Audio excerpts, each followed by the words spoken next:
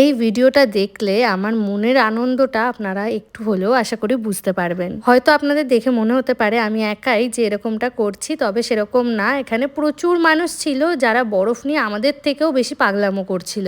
আমি আর সুস্মিতা একটু ভালো করে ভিডিও করব বলেই ফাঁকা জায়গা দেখে এসছি এদিকে।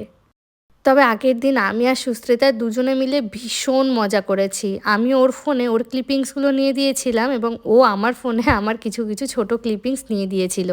তবে ফোনে ভিডিও করা ছাড়াও আমরা বরফ নিয়ে আরও অনেক অনেক পরিমাণে খেলেছি। লাস্টে ভিডিও নিতে গিয়ে তো দেখছি আমার ফোনের স্টোরেজই ফুল হয়ে গেছে। এত যে বরফ পড়ছিল বিশ্বাস করুন আমার না একটুও ঠান্ডা লাগছিল না। আসলে সবটাই এক্সাইটমেন্টের জন্য। এছাড়াও লেয়ারে জ্যাকেট তো পরেছি, এই লং কোটটার ভেতরেও ছিল আরও একটা সোয়েটার। ঠান্ডা আর কীভাবে লাগবে বলুন তো। আর যেই পরিমাণ লাফালাফি আমি করেছি উল্টে আমার আরও গরম লাগা শুরু হয়ে গিয়েছিল।